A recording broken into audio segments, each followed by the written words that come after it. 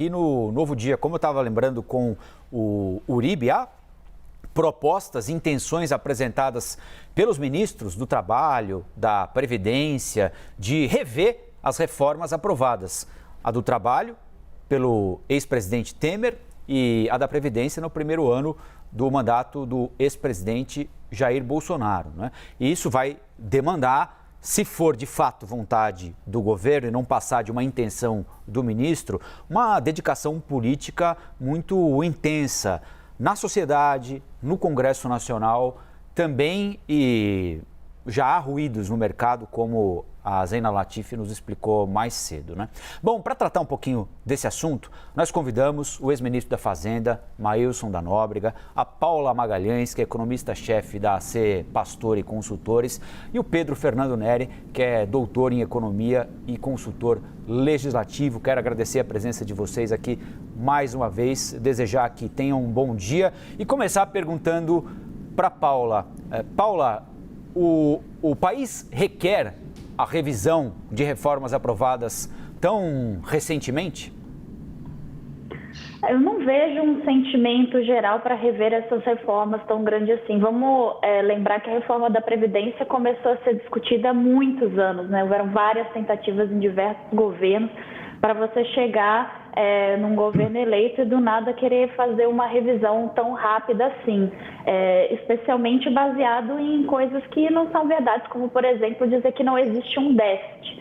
A reforma trabalhista, você pode até dizer que existem pontos para ser aprimorada, mas revisada do jeito que está sendo dito, até mesmo como foi dito pelo ministro, tirar essa questão do trabalho intermitente, não me parece uma boa ideia.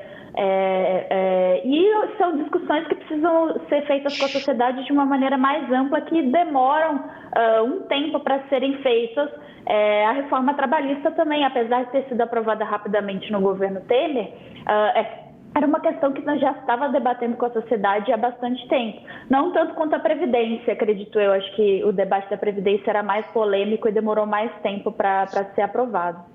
Lembrando, né, ministro Maílson, dando bom dia ao senhor também, que o governo Lula aprovou uma reforma da Previdência lá no início do primeiro mandato, né, que inclusive deu origem ao PSOL, né, porque muitos petistas descontentes com a postura do presidente, com o que consideravam o rigor daquela reforma, largaram o partido, né? Heloísa Helena, o deputado Ivan Valente, entre outros, né? O senhor acredita que haverá essa disposição, de fato, do governo de rever reformas que foram feitas no passado, ou é um discurso para agradar um determinado público agora e depois o barco toca de outro jeito? Olha, em primeiro lugar, eu acho que o presidente Lula ainda não se manifestou sobre essas ideias que estão circulando, que são muito preocupantes, né? Você vê o ministro do Trabalho falando que vai regulamentar, vai intervir, vamos dizer assim, no mercado caracterizado pelo uso de plataformas, aplicativos, né? Que é preciso dar segurança social para esses trabalhadores e assim por diante. Isso é um debate no mundo inteiro, não é só no Brasil, e é difícil que um governo em 4 anos resolva, né? Até porque você está diante de uma transformação que deriva do avanço da tecnologia. Foi sempre assim. Quando surgiu o automóvel, acabou o uso de charrete para andar pela rua e de uma cidade para outra. Desculpe. Quando surgiu o avião, o transatlântico, né, inibiu o uso do navio para ir de um continente a outro, e tudo isso afetou o mercado de trabalho, né? Então, o ministro ele está falando coisas que desprezam realidades. Por outro lado, essas atividades que são conduzidas com o uso de aplicativos, elas são um sucesso porque elas reduzem custos, porque elas aumentam o bem-estar das pessoas. E, claro, tem o problema de quem está perdendo emprego, né? Então, se ele for regulamentar essas atividades tal qual as atividades da época que não tinha tecnologia digital, era analógica, né? Ele inviabiliza as atividades. Então, as entregas por motoboys, elas têm uma lógica nessa nova configuração do mercado de trabalho. Por outro lado, tanto o entregador quanto a empresa tem liberdade, ele trabalha no dia que ele quiser, ele pode trabalhar só à tarde, ele pode não trabalhar nos feriados prolongados e assim por diante, né? Se você volta para a economia digital, nessas atividades, ela desaparece, isso geraria desemprego. Portanto, é algo que eu acho que tem que ser examinado de maneira muito cuidadosa. Mas o dia de ontem, o Colombo, foi pródigo em esquisitices, declarações dos ministros. Por exemplo, o ministro Fernando Haddad, que tem se caracterizado por um discurso responsável, sinalizando que ele não tem mágica, que ele vai evitar o déficit primário que está calculado no orçamento, que ele vai ter uma proposta para o arcabouço fiscal que gere confiança. Ontem ele também escorregou. Ele falou que a taxa de juros está num patamar, não sei qual foi a expressão que ele usou, fora de propósito. Né? Anômala. Anômala. Quando a política monetária, Colombo, está institucionalizada, tem regras, como é o caso do Brasil, inclusive porque o Banco Central é agora independente, mas a decisão da taxa de juros no Brasil é feita por um colegiado, não é? É feita por um grupo de economistas, diretores do Banco Central, baseado em estudos dos departamentos econômicos do Banco Central, nas opiniões do mercado, e assim por diante. Não é? Você não pode chegar agora, o ministro da Fazenda, e começar a dar palpite, como ele fez ontem. Né? É uma regra de ouro, nos países onde a política monetária é institucionalizada, que o ministro da Fazenda e o ministro e o presidente da República não falam sobre juros, menos ainda nas possibilidades de adoção do Copom. A mesma coisa pode-se dizer da declaração super esquisita do ministro da Previdência, para não dizer outra coisa. Eu diria que, na verdade, foi horrorosa. Né? O ministro está usando um discurso que era muito comum nos anos 70, nos anos 80, que dizia o seguinte: a Previdência não tem déficit. Qual era o argumento?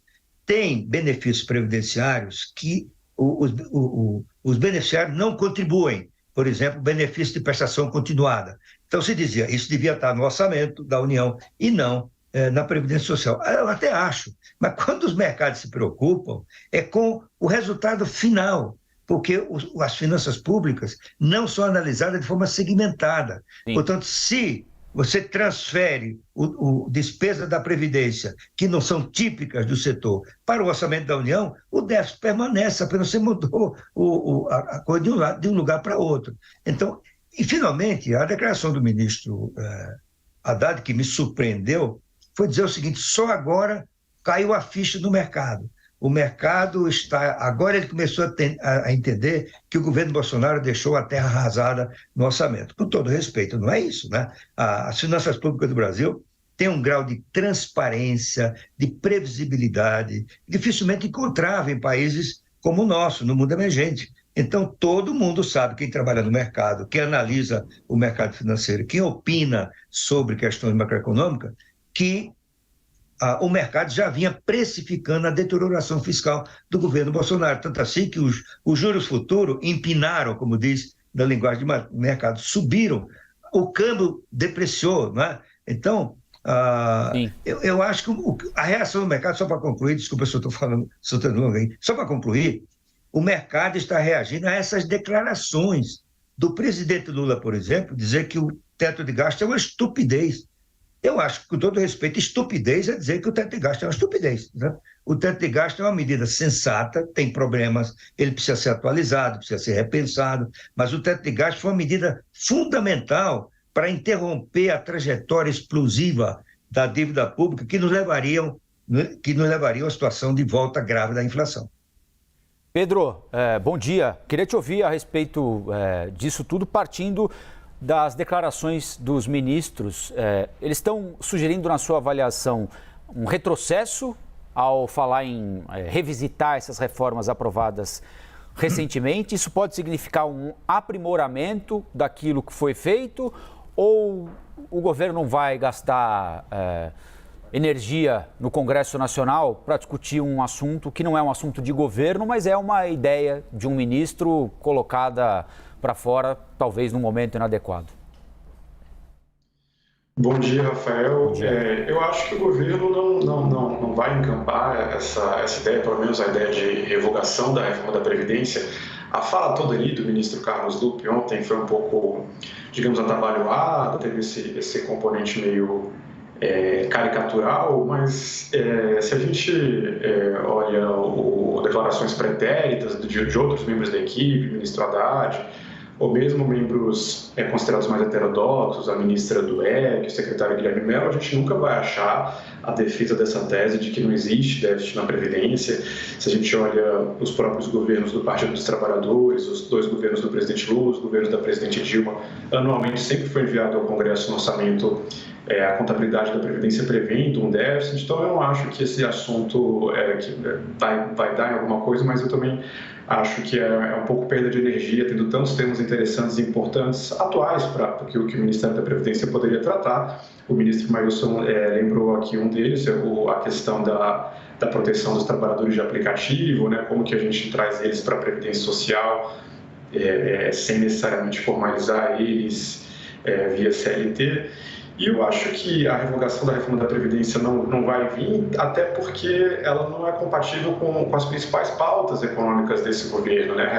Revogar a reforma da Previdência significaria ampliar muito o gasto público e cortar espaço para outras pautas do governo, como ampliação do investimento, o próprio novo Bolsa Família, a valorização do salário mínimo. E se, por acaso, houver espaço, o governo arrecadar demais, começar a fazer muito superávit primário, estiver sobrando dinheiro, o governo sempre pode propor o reajuste das aposentadorias acima da inflação, né? Se ele quiser fazer alguma bondade com os aposentados. Então, eu não acho que esse assunto vai prosperar dessa forma. Eu acho que a tendência é o ministro começar daqui a pouco a ter mais noção do ministério que ele está entrando, e eu não acho que a gente vai ver algo nesse sentido, até porque a gente já tem aquele julgamento da revisão da vida toda lá no Supremo, que vocês também noticiaram nos últimos meses, que coloca uma pressão sobre esse tipo de gasto. Agora, em relação à revisão da reforma trabalhista, eu acho que esse já é um assunto diferente, né? Essa não é uma reforma constitucional, ela como já foi colocado aqui, esse é um tema que está sempre evoluindo, sempre mudando, sempre cabe colocar uma coisa nova, como você falou, inclusive aprimoramentos. Se a gente lembrar bem ali de 2017, o próprio governo Temer, assim que aprovou a reforma, editou uma medida provisória tentando alterar dispositivos da reforma, e ela essa revisão vem como, acho que tem uma motivação importante, que é atender a pleitos legítimos de grupos que apoiam o atual governo, né? A gente teve uma queda muito brusca na arrecadação dos sindicatos. Existe uma discussão natural sobre como fortalecer os sindicatos na ausência do imposto sindical obrigatório. Eu acho que o imposto sindical obrigatório vai voltar, mas é interessante discutir alguma forma de financiamento de sindicatos. E tem todo esse novo mundo do trabalho que eu acho que pode ser discutido. A gente, de fato, tem uma lacuna importante aí, a reforma de 2017, a reforma trabalhista, quer dizer, ela antecede um pouco essa explosão do 4G, a explosão da economia digital, e ao mesmo tempo esse tipo novo de ocupação não se adere bem à CLT, mas também não se adere muito bem ao microempreendedor individual, aquela modalidade muito flexível criada pelo segundo governo Lula. Então, acho que alguma coisa entre a CLT e o MEI pode ser pensada. Eu acho que a sociedade é receptiva a isso, as categorias são receptivas a isso, e eu acho que poderia, inclusive, ser um avanço. Então, em resumo, eu não acho que vai haver revogação de reforma da Previdência, acho que não tem nada sinalizando isso. E a revisão da reforma trabalhista, acho que, se for discutida, para usar uma palavra do Mailson, com cuidado, eu acho que pode ser interessante. Vamos lembrar que a gente está num momento de ocupação recorde no Brasil, inclusive ocupação com carteira assinada, a arrecadação da Previdência Social está no nível recorde, existe uma ameaça de recessão lá fora, então eu acho que fazer uma mudança apressada poderia, inclusive, comprometer a arrecadação do governo se ela levasse a uma redução do emprego formal. Sim. A própria questão dos trabalhadores intermitentes, que foi muito criticada ao longo dos anos, eu acho que tem que ser tratada com cuidado. A gente tem mais ou menos 300 mil pessoas nesse tipo de ocupação, e se o governo sinaliza que vai fazer alguma mudança aí, a gente pode esperar nas próximas semanas e meses alguma demissão desse público, que é um público vulnerável. Então, eu acho que agora as falas mais desapaixonadas vão dar lugar a discussões mais... Perdão, as falas mais apaixonadas vão dar lugar a discussões mais técnicas, mais serenas, e eu acho que o Congresso Nacional e a sociedade podem caminhar para desenhar algo virtuoso a partir desse ímpeto do atual governo. Quero agradecer aqui o Pedro Fernando Neri, a Paula Magalhães e o Mailson da Nóbrega pela presença no painel CNN.